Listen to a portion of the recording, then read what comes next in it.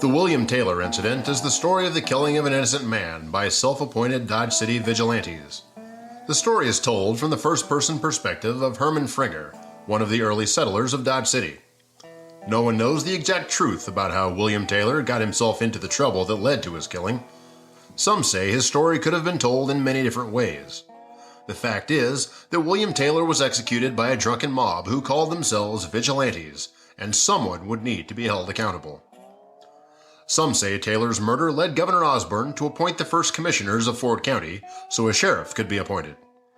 Others say the first county commissioners came into being so the Kansas law would not be violated when selling liquor without an organized county. No matter the reason for the formation of the Ford County Commission, whether to sell alcohol legally or to obtain a sheriff, William Taylor's murder needed to be resolved through the acts of civil order in a lawless town.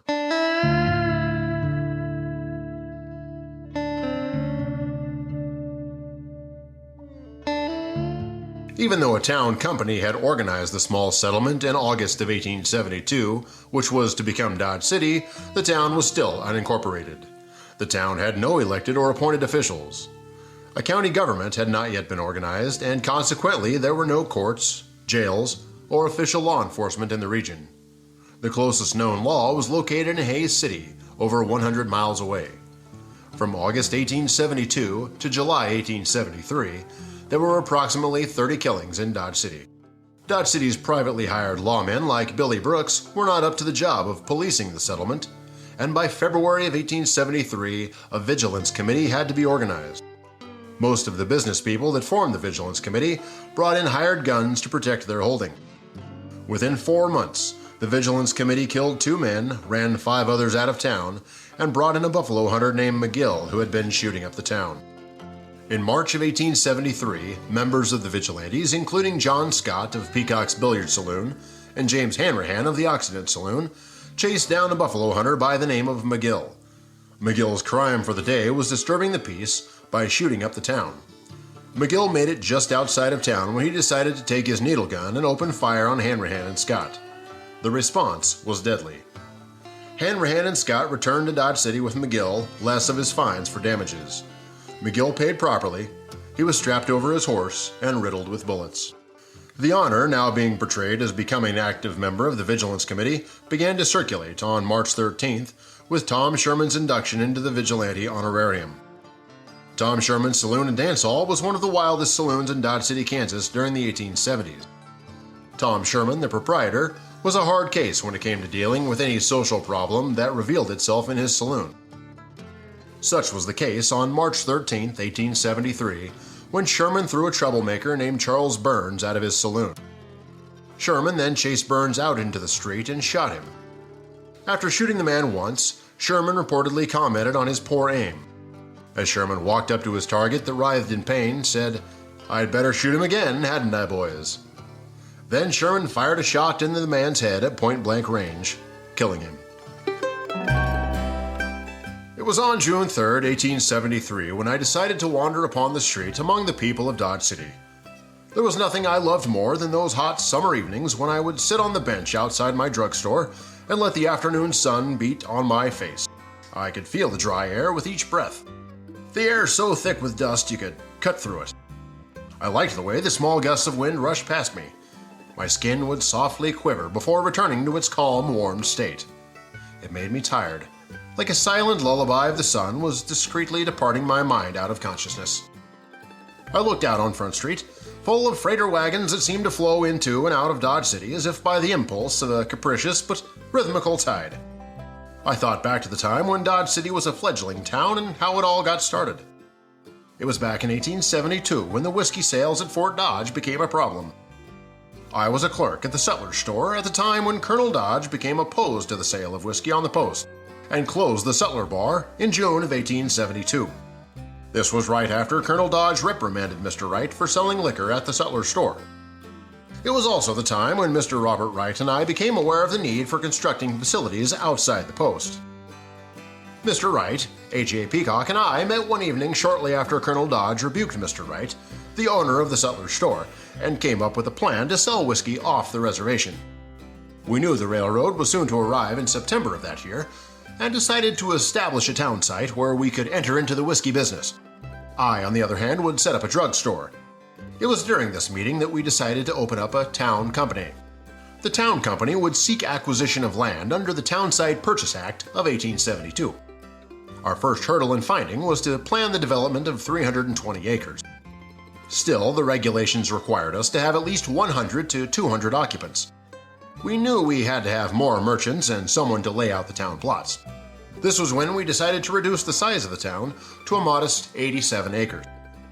The proposed merchants for the town company went to Santa Fe Railroad Company and requested the support of A.A. Robinson, the chief engineer, to lay out the town.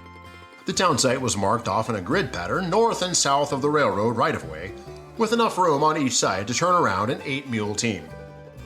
A.J. Peacock and I decided to build a drugstore north of the surveyed tracks in early July. Robert Wright, along with Charles Rath, an Indian trader and hides dealer, combined their resources and started construction on a frame building north of the railroad bed. The 2-story frame building was just east of my drugstore. It would become the headquarters for the sale of general merchandise, outfitting goods, and the shipment of hides. It did not take long for the surveying stakes to be replaced by the iron rails of the Santa Fe Railroad, which arrived in September of 1872.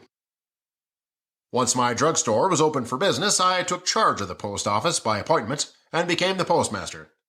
Our new town was informally christened Buffalo City because we anticipated a significant trade of buffalo hides. But we soon had to change the name in early October of 1872 when I applied for a postal certificate and it was denied. So we decided to call our new town Dodge City, after Fort Dodge. I looked back out into the street and witnessed 2 men moving silently in the streets amid the clatter of sound that was extraneous to them, that defined rather than dispersed their silence. From a distance, these men looked familiar. Both wore guns thrust carelessly into their waistbands. It was as if they were looking for someone on arrival that had been scheduled. My thoughts of these 2 men were interrupted by a familiar voice calling out from across the street. Mr. Fring. The voice was faint, but got louder as the man approached from the south side of the tracks. Hey, Herman Fringer, he yelled. It was Charles Rath. I watched Rath move across Front Street. His gait was at odds with the black suit. He had a way of walking that made him seem perpetually in a hurry. His steps weren't long, but they were rapid. All that was missing was a gun and a derby hat. When he spoke, it was with a German accent. The hand he offered me was speckled in buffalo blood. Rath's face was one of utmost confidence. He smiled at me like I was a long-lost brother and shook my hand warmly with perfect squeeze and eye contact. Hey, Charles, I said. What's on your mind? I know it's late and you're probably closed up for the evening, but I need to check on some mail, responded Rath. Nope, no mail for you today, I said. What are you looking for? Well, I was wondering about the governor's reply for our request to hold a special county election, replied Rath. You know, if we do not officially organize the county with elected officials, we may have to stop selling liquor. Why is that? I asked. It's the law, explained Charles. The Kansas Code forbids the sale of liquor in an unorganized region. I'm not sure why Governor Osborne has not responded to our request. I think the delay in granting the request might be political, I said. You know, the Santa Fe Railroad is opposed to the idea due to the amount of local taxes they would have to pay on their properties. Yep, I'm sure the railroad is interfering, but what we need most around here is a sheriff, replied Charles. Without a proper election for county commissioners, we are going to be real short on law and order. Do we have anyone in mind for sheriff? I asked. Yep, word has it that Charles Bassett would make a good one, Charles replied. I was also thinking maybe Jack Bridges. I think Bassett might be the best choice, I replied. He is a proven man to be reckoned with. He is a Civil War veteran, well known for his tough disposition and respected by the buffalo hunters. Say, I noticed Frederick Zimmerman is bringing in business, said Charles. I heard his gunsmith operations are selling about 75 guns a week. Yep, I replied. Zimmerman was in last week and ordered 75,000 rounds of cartridges. He said that many of the railroad workers are taking up buffalo hunting. Zimmerman told me he was going to start selling tying wire and stoves to his inventory. After Rath left the store, I looked up, went out on the porch, and sat down on a bench underneath the shelter of the overhang. While sitting on the bench, I witnessed a buckboard wagon entering the town. The wagon moved languidly. The wheels cranked along the unleveled road and went forward more rapidly as it neared Front Street. The man driving swayed blandly from side to side, so that he was able to loosen his grasp on the hickory pole and slump forward more easily on the hard bench. The clop of the mule's feet became constant and deadened. A cloud of dust, like yellow smoke, rose about the wagon and billowed behind it. Above the clatter of harness, the mule's heavy breathing, the clop of their hooves, and the uneven creaking of the wagon could be heard. I watched as a black man by the name of William Taylor got off the wagon. He stood on the rough boarded sidewalk in front of Rath & Company's general store. The store was located along Front Street, just on the other side of Bridge Street. William Taylor, a servant of Colonel Richard Dodge, who was commanding officer at Fort Dodge. Taylor, a good-natured man and frequent visitor to Dodge City, would pick up cooking supplies to haul back to Fort. He, at times, when in Dodge City, would transport some of the locals to an out-of-town prostitute villa where he would keep watch over their visits. Stepping aside from the wagon, Taylor struggled with the reins that had tangled with the harness trace. With a final jerk, Taylor managed to unsnarl the reins. He led the mules in a long diagonal in front of the general store. It was a low, open building with a split log roof supported by unpeeled, upright logs. After Taylor tied his team of mules to the hitching post, stillness came upon the street. Two of the men who had been sitting on the bench in front of the store got up. They brushed past Taylor and went slowly into the street. The two men methodically approached Taylor. One man stepped forward in the direction of Taylor. I recognized him as John Scotty Scott. The other was his companion, William Hicks. Both were undesirables about town. They spent time pestering locals, especially when drunk, which was their normal state of mind. All three men stood there in the street. I noticed Scotty becoming irritated and angered at Taylor, for what I do not know. Taylor walked around both Hicks and Scotty, as if wanting to avoid a confrontation. Taylor disappeared from my view as he entered the general store, leaving both Hicks and Scotty alone in front of his wagon. In an instant, both Hicks and Scotty clambered into the wagon as Scotty grabbed the reins, cleared his throat, and said, "Ready?" Hicks sighed profoundly and answered, his voice muffled and quiet, "Ready." Upon the silence came the sudden pop of braided leather, as Scotty let the bullwhip out above the mules, and his voice, shrill and explosive, cracked, "Hurrup!" The wagon lunged forward with a jolt, as Scotty sat high and erect on the wagon box seat clipped near the front. His right hand held a long bullwhip, which he cracked above the ears of the mule team. His left hand pulled heavily against an upright handbrake so that the mules, which moved forward under his whip, were restrained by the heavy weight of the wagon above its half-locked wheels. The mules strained against the weight of the wagon. Their hooves were pawing and thudding dully in the earth. The wheels groaned against the hickory axles for a moment. There was a jumble of sound. The wood strained against its grain, rawhide and leather slapped together and pulled in high, thin screeches, and metal jangled against metal. Then the sound gave way to an easy rumble as the wheels turned and the wagon slowly began to move behind the mules. The wagon pulled forward across Bridge Street and headed in my direction. Not far behind was Taylor, running full speed, yelling out, "Mr. Scott, please do not take my wagon! I need my wagon, Mr. Scott!" Taylor covered the uneven ground with a tremendous lolloping gait that suggested his ankles were made of tightly coiled springs rather than ligament and bone. Each one of his mighty strides was worth at least two of any one man. With the slightest of effort, he outran the galloping mules and wagon, barely breaking a sweat, and not panting in the least. He ran in front of the wagon. "Ho, mules! Ho now!" Taylor shouted. He waved his mules down. Both the mules and his wagon came to a stop, right where I was standing. John Scott turned his head, grunted something inaudible to himself, and chuckled. Both men still aboard the wagon looked surprised and angered. They turned and looked at each other, widening their eyes against the dust-filled street, as they looked at Taylor now standing beside the wagon. The irritated Scotty, in one motion, lifted both legs over the boards and stepped onto the hanging iron plate that let him descend to the ground. When his boot struck the earth, a round puff of dust blew up, surrounding his foot. It settled on the black leather and on the bottom of his trouser leg, making their colors nearly the same. I watched as Scotty pulled his pistol and lined his gun upon one of the mules. Both of Scotty's eyes were open along the sights of his gun barrel. The pistol was held tight in his right hand, and muscles of his right hand tensed. There was a heavy crack of the pistol. The barrels of the six-shooter kicked up slightly, and a small cloud of smoke drifted away from the mouth of the gun barrel. At the sound of the gun, the mule jumped, as if startled by a sharp blow on his rump. The mule collapsed to the ground. The sound of the pistol firing deafened me. Taylor objected to John Scotty Scott's actions. "Damn you, Mr. Scotty," shouted Taylor. "You shot my mule.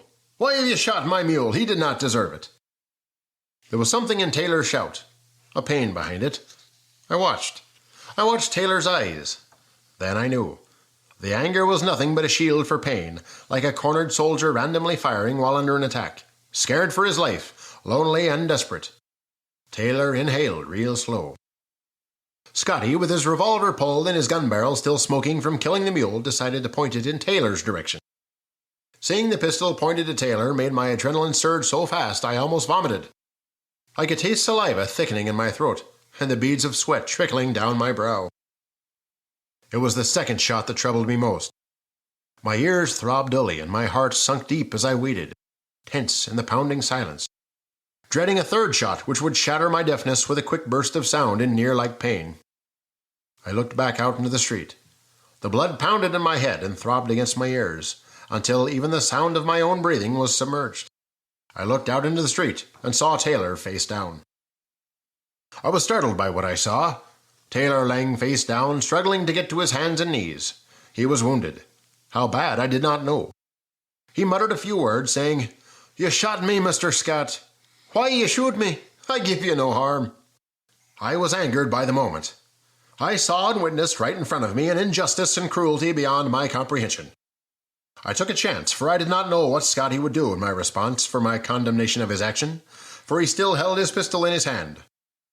"Damn you, Scotty Scott! What the hell are you thinking?" I yelled.